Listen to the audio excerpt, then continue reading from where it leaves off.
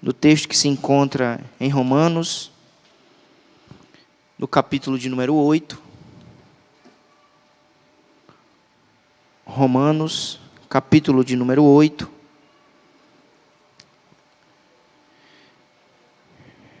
Façamos essa leitura da Santa Palavra de Deus. Romanos 8, versículo 18. Porque para mim tenho por certo que os sofrimentos do tempo presente não podem ser comparados com a glória a ser revelada em nós. A ardente expectativa da criação aguarda a revelação dos filhos de Deus. Pois a criação está sujeita à vaidade, não voluntariamente, mas por causa daquele que a sujeitou, na esperança de que a própria criação será redimida do cativeiro da corrupção para a liberdade da glória dos filhos de Deus. Porque sabemos que toda a criação a um só tempo geme e suporta angústias até agora. E não somente ela, mas também nós, que temos as primícias do Espírito, igualmente gememos em nosso íntimo, aguardando a adoção de filhos, a redenção de nosso corpo. Porque na esperança fomos salvos. Ora, esperança que se vê não é esperança, pois o que alguém vê, como espera. Mas, se esperamos o que não vemos, com paciência o aguardamos. Oremos mais uma vez. Senhor, como temos pedido em oração, mais uma vez pedimos, fala aos nossos corações, nos edifica por intermédio da Tua Palavra, ajuda-me na exposição da mesma, aos meus irmãos também, a ouvirem esta palavra. Vem nos edificar, vem nos alimentar, vem nos fortalecer por intermédio da Tua Palavra. Suplicamos a Tua bênção, em nome de Jesus.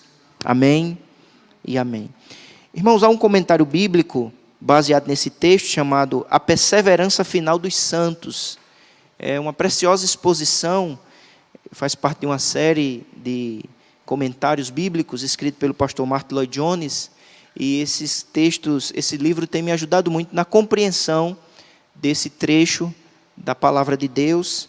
E muito do que estaremos falando, nós fomos auxiliados por esse material para a glória de Deus. O capítulo 8 deste livro de Romanos, irmãos, ele vai nos apresentar as bênçãos que nós, como povo de Deus, desfrutamos porque estamos unidos a Cristo. Eu e você, por misericórdia e graça, por estarmos unidos a Cristo, somos um povo abençoado. Nós somos um povo abençoado.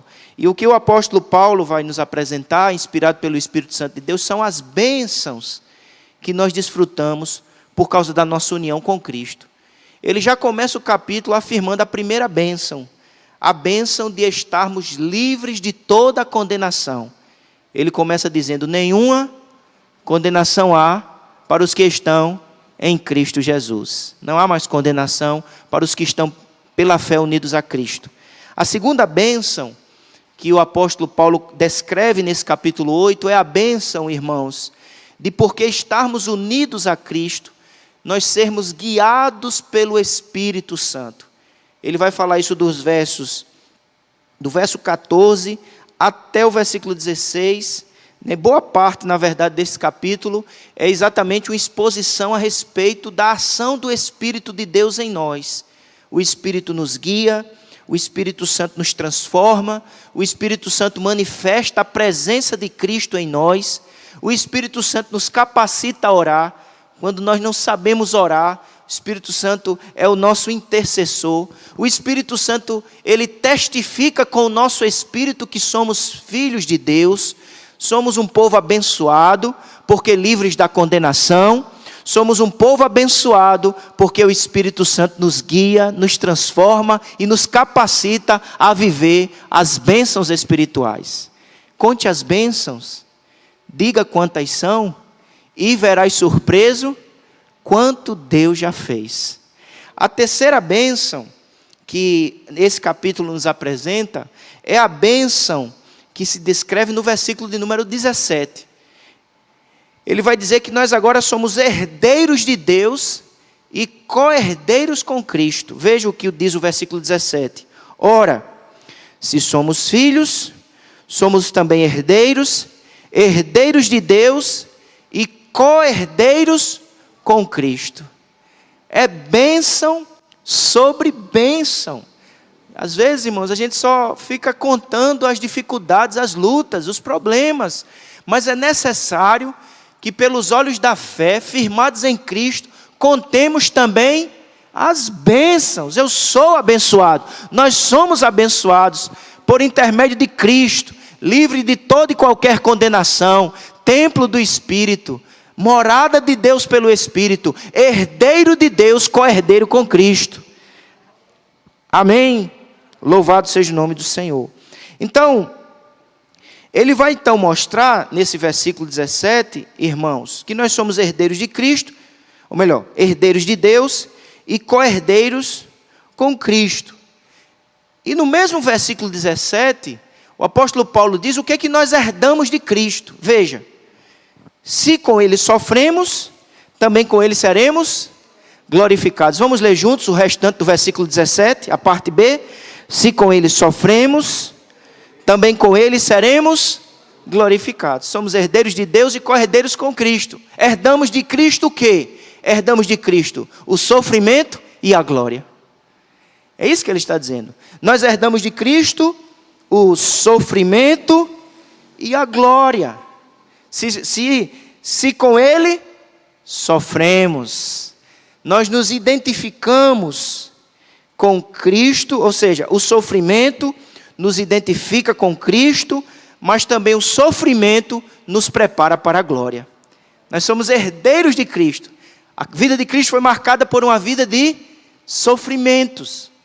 E o nosso presente também, por causa da situação em que vivenciamos, é marcada também por sofrimentos. E a nossa identificação com Cristo e com o Evangelho de Cristo também nos leva a sofrer, a vivermos uma vida marcada por lutas, por tribulações e por dificuldades.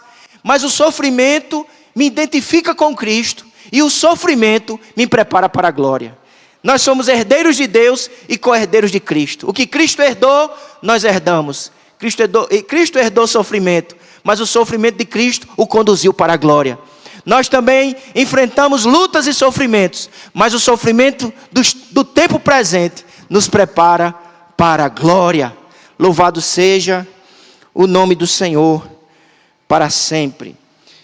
E é exatamente o que Paulo, irmãos, ele vai nos ensinar pelo Espírito Santo de Deus, o que é que nós aprendemos sobre sofrimento e glória.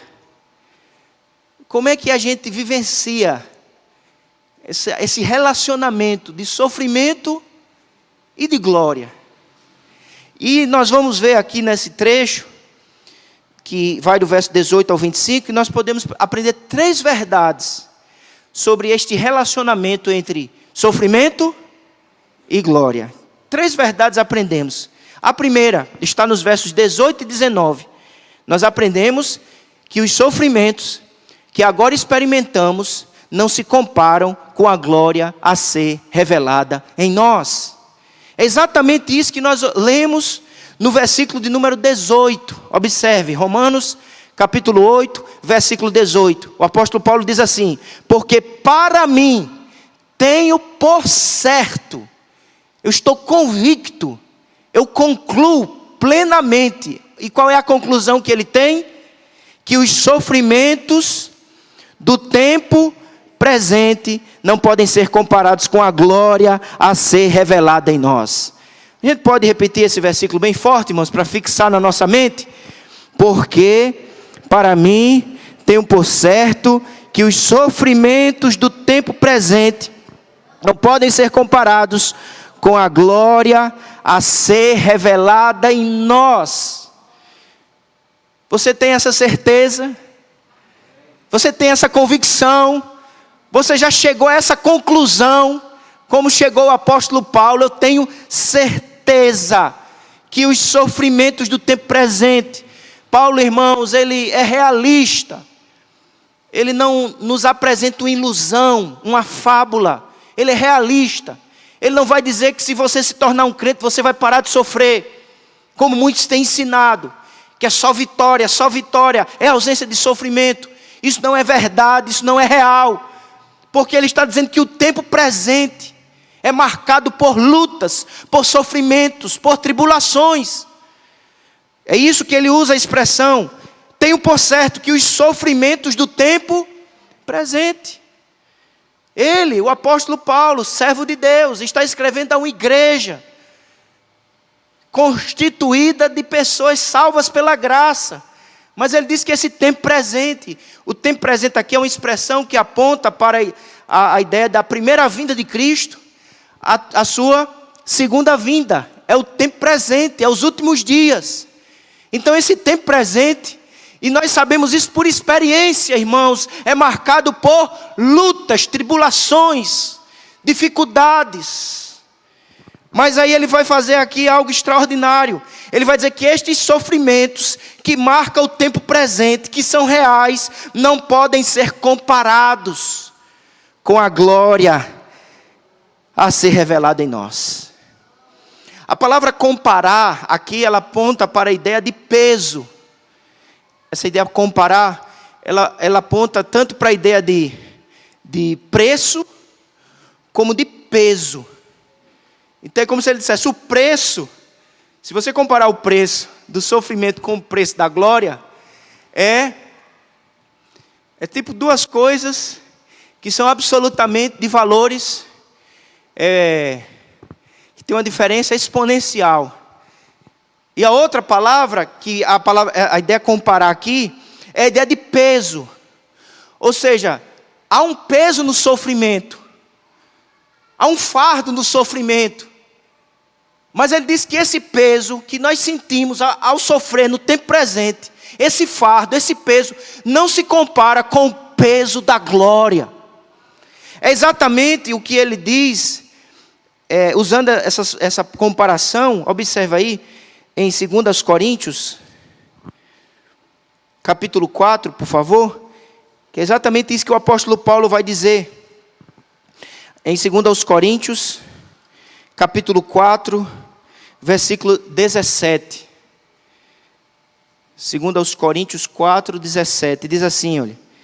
Porque a nossa leve e momentânea tribulação produz para nós eterno peso de glória, acima de toda comparação. Não há comparação. A glória que desfrutaremos por misericórdia e graça através de Cristo não se compara. Nós iremos olhar para trás. Hoje a gente chama a tribulação de pesada, o sofrimento de fardo. Mas ao olharmos para trás, perceberemos que em comparação, aquilo foi momentâneo e leve em relação à glória. Um dia, irmãos, as cortinas se abrirão, como está escrito em Mateus 25, 34.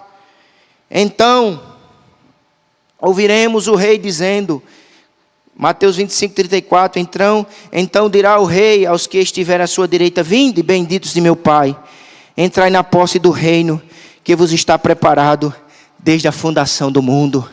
Um dia as cortinas se abrirão, a trombeta vai tocar e a glória de Deus se manifestará. Portanto, meus amados irmãos, que esta verdade fortaleça a nossa vida no tempo presente. Que os sofrimentos que agora experimentamos não se comparam com a glória a ser revelada em nós. E Paulo começa dizendo, eu estou convicto, eu tenho certeza que o Espírito Santo gere em mim e em ti essa santa convicção, em nome de Jesus. Uma outra coisa importante que devemos observar em Romanos, capítulo 8, irmãos, é que essa glória, ela não será apenas revelada para nós. Nós não apenas contemplaremos a glória. O que Paulo está afirmando, através do Espírito Santo, é que nós não apenas contemplaremos a glória, ela não apenas será revelada para nós. O mais extraordinário, irmãos, é que eu e você, por misericórdia e graça, através de Jesus Cristo, nós participaremos da glória. Por isso que o texto diz, com a glória a ser revelada em nós. uma glória se manifestará, se revelará em nós.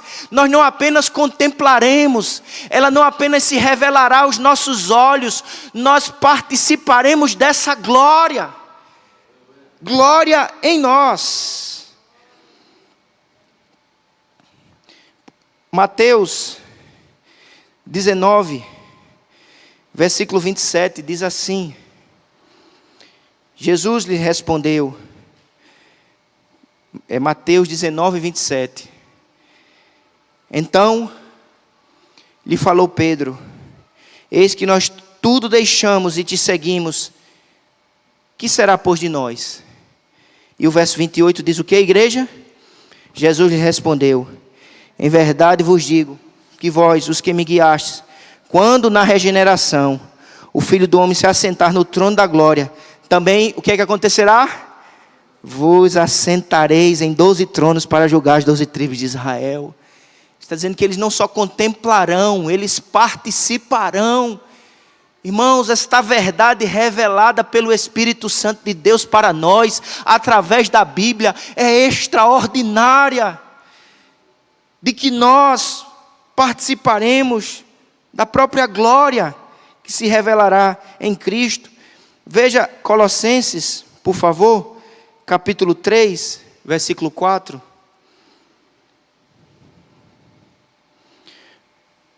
Colossenses 3, versículo 4. Vamos juntos, bem forte? Quando Cristo, que é a nossa vida, se manifestar, então vós também sereis manifestados com Ele em glória. Nós seremos manifestados com Ele em glória. Portanto, não só contemplaremos a glória, isso já seria extraordinário, mas participaremos da glória. Isso é maravilhoso. Portanto, que os nossos corações estejam firmados na palavra de Deus e nas promessas de Deus, que os sofrimentos que agora experimentamos não se compara com a glória a ser revelada em nós. Por isso, que o versículo 19 diz assim, do capítulo 8 de Romanos: a ardente expectativa da criação aguarda a revelação dos filhos de Deus. Paulo aqui personifica a criação, os seres, as montanhas, os animais, os seres irracionais, os inanimados, ou seja, toda a criação. Ele diz, é como se ela estivesse esticando o pescoço. Sabe quando você quer ver alguma coisa e você fica de ponta de pé? Ele diz que a criação está aguardando com expectativa que este dia chegue, que a trombeta toque, o rei volte e a glória se manifeste. Porque a glória que virá não se compara com os sofrimentos do tempo presente. Que isso console a nossa alma, alegre o nosso coração, anime a nossa vida e nos ensine a aprender a contar as bênçãos que temos em Cristo Jesus. Paulo diz, tenho por certo que Deus nos conceda esta santa convicção. Mas em segundo lugar, o que é que nós aprendemos nessa relação entre sofrimento e glória? Nós aprendemos que o nosso sofrimento está atrelado à esperança. O nosso sofrimento está unido com a esperança, irmãos. Isso faz toda a diferença. Porque o nosso sofrimento não está atrelado ao desespero. O nosso sofrimento não está atrelado ao pânico. O nosso sofrimento, que é real, está atrelado à esperança. É isso que o apóstolo Paulo, pelo Espírito Santo, nos ensina. Que o nosso sofrimento está atrelado à esperança. Sabe por quê? Por causa da grandeza da glória que há de ser revelada. É uma glória grande. Tão grande que nos dá esperança. É isso que nós aprendemos nos versos 20 e 21 do capítulo 8. Veja o que diz a santa palavra do Senhor. Pois a criação está sujeita à vaidade. A palavra vaidade aqui é deterioração, a futilidade, a inutilidade ela já não consegue cumprir a sua missão, o seu propósito. Toda a criação está em desarmonia, em descompasso.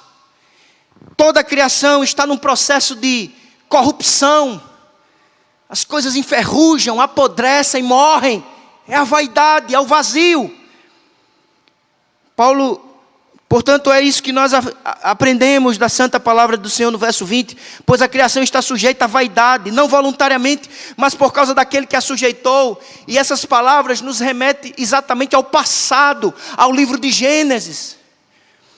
Conforme nós aprendemos em Gênesis capítulo 1, capítulo 2 e capítulo 3, Deus criou todas as coisas para o seu louvor e para a sua glória. Deus criou o homem, a sua imagem, a sua semelhança, para que o homem pudesse glorificar a Deus para sempre e se alegrar para sempre na sua presença. Mas infelizmente, nós lemos no capítulo 3 que o homem pecou, desobedeceu aos mandamentos do Senhor, se rebelou contra a vontade do santo Deus. E o juízo de Deus se manifestou sobre a humanidade, mas não só sobre a humanidade. Toda a criação foi afetada pelas consequências do pecado. É onde nasce o sofrimento, a morte, a dor.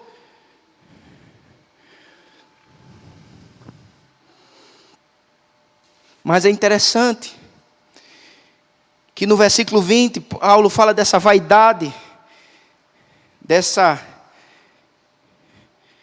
corrupção, das consequências do juízo, mas ao mesmo tempo, no versículo 21, ele já anuncia a esperança. Porque ele diz, na esperança de que a própria criação será redimida do cativeiro da corrupção. Apesar do juízo, apesar das consequências do pecado, Deus anunciou esperança. No momento em que a maldição entrou na história da humanidade, a esperança também foi proclamada através da promessa de Deus, que anunciou que da semente da mulher nasceria um que esmagaria a cabeça da serpente. Que o mal não prevaleceria para sempre, que a corrupção não duraria por toda a eternidade, haveria um tempo de redenção, de restauração, de libertação de todas as coisas através de Jesus Cristo.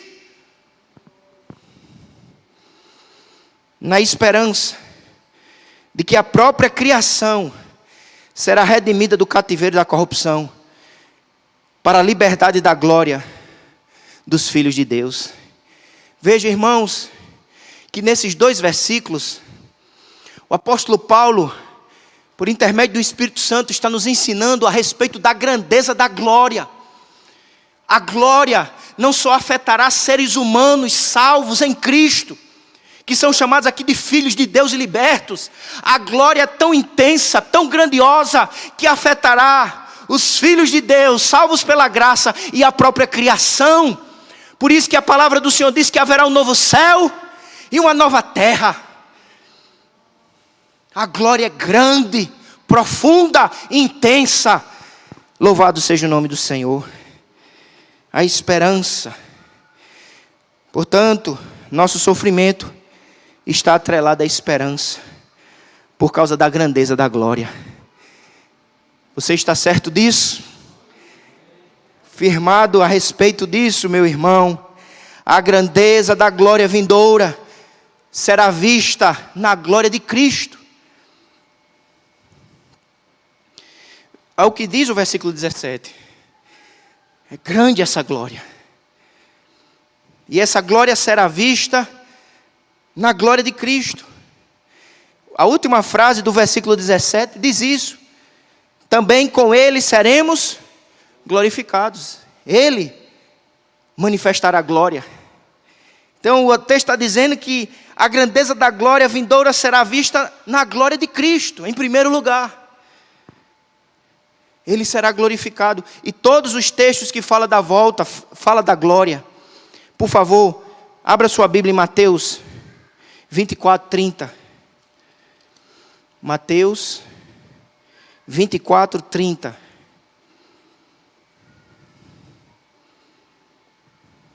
Nosso sofrimento está atrelado à esperança por causa da grandeza da glória. E a grandeza da glória, em primeiro lugar, será vista na glória de Cristo. Olha o que diz o versículo 30. Vamos juntos, bem forte. Mateus 24, 30. Então aparecerá no céu o sinal do Filho do Homem. Todos os povos da terra se lamentarão e verão o Filho do Homem vindo sobre as nuvens do céu com poder e muita glória.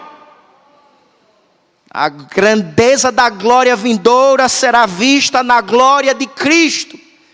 Por isso que o apóstolo Paulo diz: nosso sofrimento no tempo presente está atrelado à esperança, por causa da grandeza da glória que se manifestará.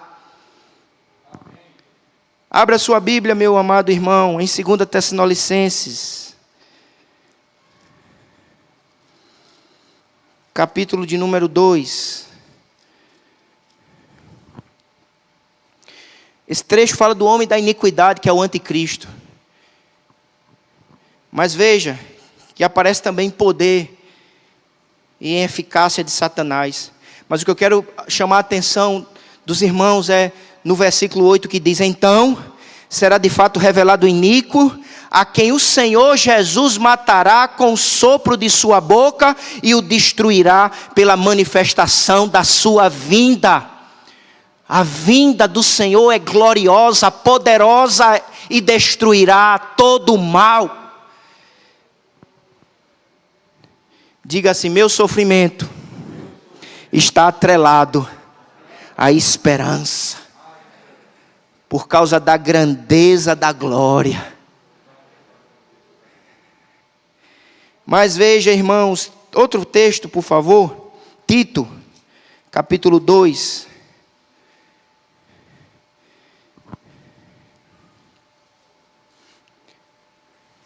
Tito 2, versículo 13. Vamos juntos, bem forte. Aguardando a bendita esperança e a manifestação da glória do nosso grande Deus e Salvador, Cristo Jesus.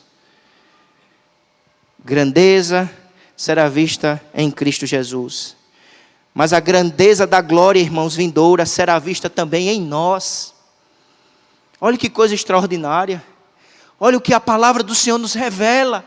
Que a grandeza da glória vindoura será vista em nós. Sabe por quê, irmãos? Nós teremos um corpo glorioso, semelhante ao corpo de Jesus. E estas palavras devem promover em nossos corações alegria e esperança, mesmo diante do sofrimento e até mesmo da morte. É isso que está escrito em 1 Tessalonicenses, um texto bem conhecido, mas eu gostaria de ler com a igreja nessa noite. 1 Tessalonicenses 4, porquanto, versículo 16, o Senhor mesmo, dada a sua palavra de ordem, ouvida a voz do arcanjo e ressoada a trombeta de Deus, descerá dos céus, e os mortos em Cristo, o que é que vai acontecer?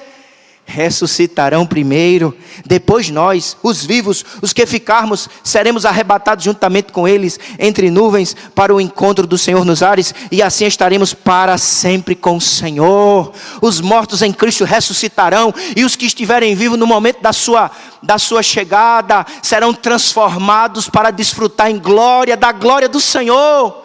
É grande a glória vindoura, porque ela se manifestará em Cristo e até mesmo em nós, porque teremos um corpo glorificado. Essa verdade se repete também, meus irmãos, em Filipenses, capítulo 3, versículo 20, onde está escrito: pois a nossa pátria está nos céus, de onde também aguardamos o Salvador, o Senhor Jesus Cristo, o qual transformará o nosso corpo de humilhação. Esse corpo de humilhação, de fraqueza, de corruptibilidade, será transformado. Aí não haverá mais enfermidades, pandemia e morte, porque a glória do Senhor estará se manifestando eternamente em nós. Não apenas na alma, não apenas no espírito, mas no próprio corpo. Inteiros para a glória de Deus. A grandeza da glória vindoura será vista em nós. Sabe por quê, irmãos? Porque seremos espiritualmente perfeitos. Já imaginou, irmãos? aqui nessa terra, nós ainda pecamos, há máculas, há mágoas, há manchas. Mas veja o que o apóstolo Paulo diz em Efésios, capítulo 5, que haverá um dia que, como igreja do Senhor, nós seremos apresentados. Olha o que vai acontecer, Efésios 5, versículo de número 27. Para apresentar a si mesmo igreja gloriosa. Como é que ela vai ser? Sem mácula, nem ruga, nem coisa semelhante, porém santa e sem defeito.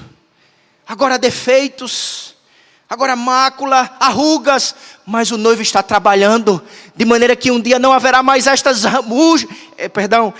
máculas, rugas, esses defeitos. A grandeza da glória vindoura será vista em nós, porque teremos um corpo glorificado, seremos espiritualmente perfeitos. Ainda gostaria de ler Apocalipse. O tempo está apressado. Mas eu gostaria de ler ainda Apocalipse 7, versículo de número 13. Um dos anciãos tomou a palavra dizendo: estes que se vestem de vestiduras brancas, quem são e de onde vieram? Respondi-lhe: meu Senhor, tu sabes.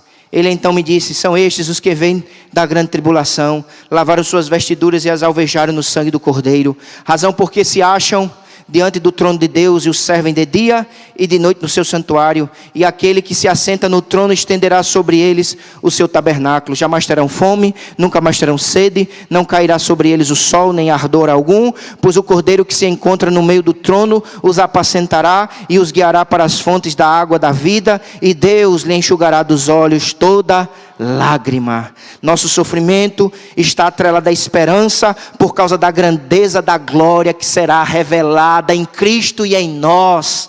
Corpo glorificado, espírito aperfeiçoado. Irmãos, nós teremos uma coroa de justiça. Paulo disse isso.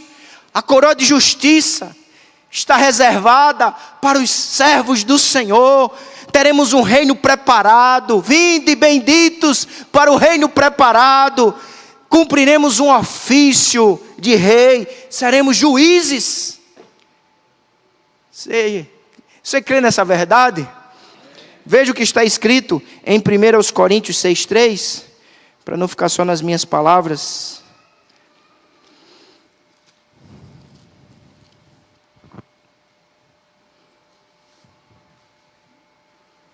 Não sabeis que havemos de julgar os próprios anjos? Que maravilha, irmãos, a grandeza da glória. A grandeza da glória vindoura será vista na própria criação. Será vista em Cristo, em nós e na criação.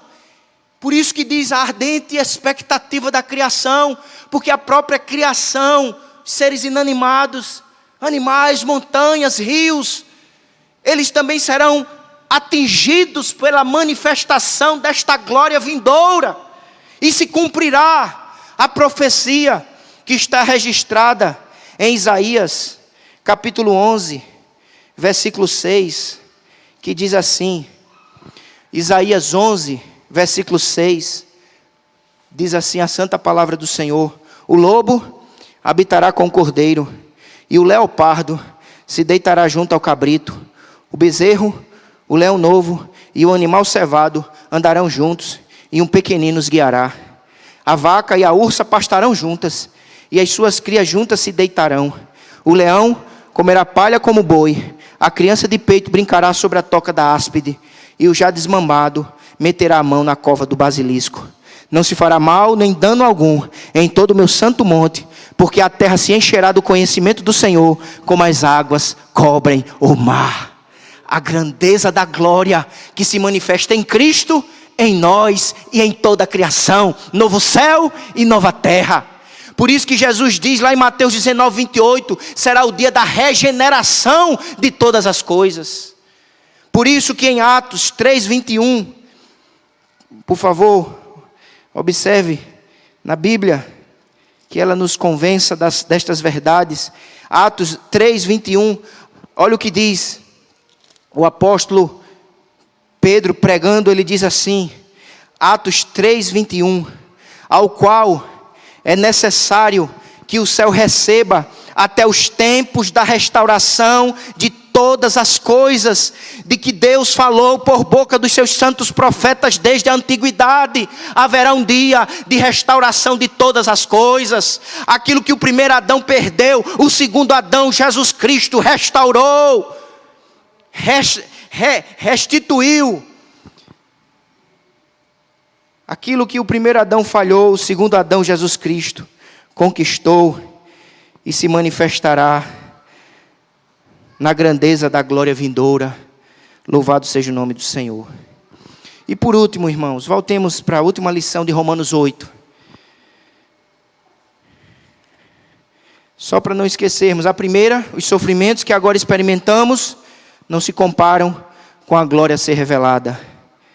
A segunda, nosso sofrimento está atrelado à esperança, porque é grande a glória que se manifestará. E em último lugar, a última lição que aprendemos em Romanos 8, especialmente versos 22 até o 25, que a vida do crente no tempo presente é marcada por gemidos, esperança e paciência. Ele termina dizendo exatamente isso. Veja o verso 22.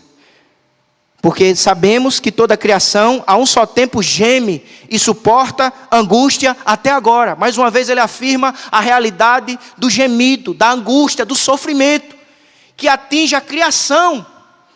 Mas ele diz, não só a criação geme, expressando angústia, verso 23, e não somente ela, mas também nós, que temos as primícias do Espírito, igualmente gememos em nosso íntimo.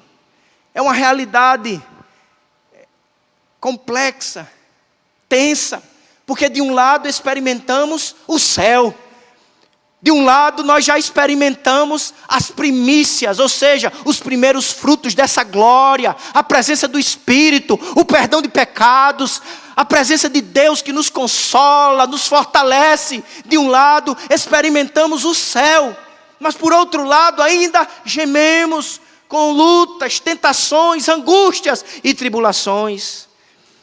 Ele está fazendo uma análise da vida de um crente, a vida de um verdadeiro cristão, nesse tempo presente, será marcada por esses gemidos de angústia, de luta, de sofrimento.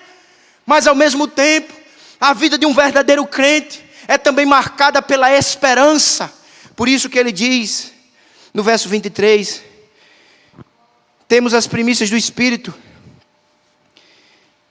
igualmente gememos em nosso íntimo, aguardando a adoção de filhos, a redenção do nosso corpo.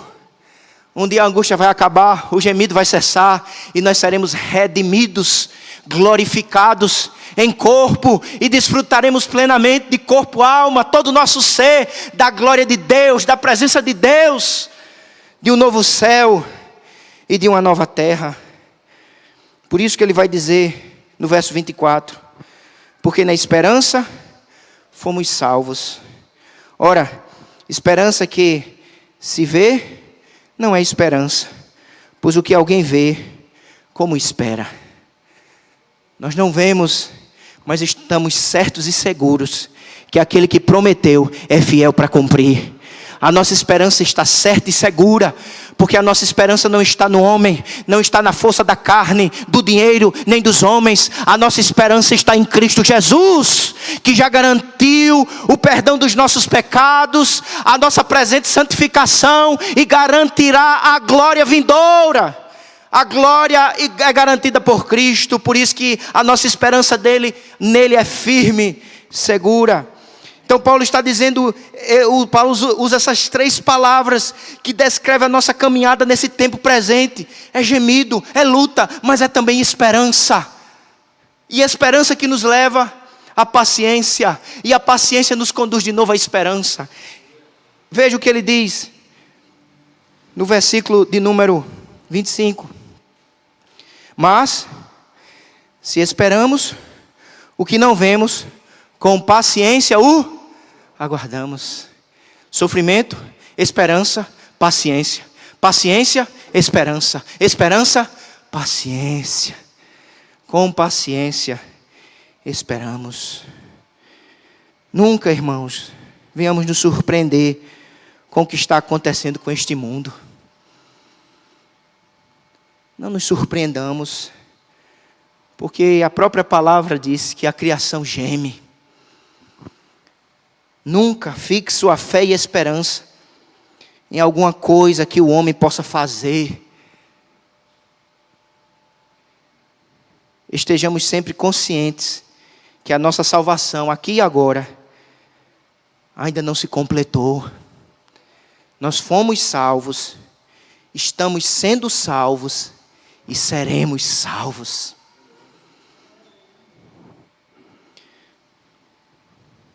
Talvez neste momento, você que ouve essa palavra, esteja só pesando, medindo o peso do seu sofrimento.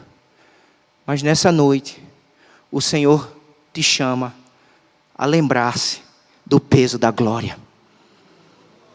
A lembrar-se da grandeza da glória que se manifestará em Cristo, em nós e em toda a criação. Agora gemidos, agora lutas, agora tribulação, mas meu irmão, paciência, porque nós temos Jesus, e quem tem Jesus tem esperança, quem tem Jesus tem perdão, quem tem Jesus é herdeiro da glória, por misericórdia e graça. Não merecemos o que temos, mas temos por graça, por misericórdia, em Cristo Jesus. Portanto, se com Ele sofremos, também com Ele seremos glorificados. Vamos repetir essa frase do versículo 17? Se com Ele sofremos, também com Ele seremos glorificados. Amém e amém. Vamos orar, irmãos, pedindo ao Espírito Santo. Vou chamar o pastor André para fazer esta oração, pedindo que o Espírito Santo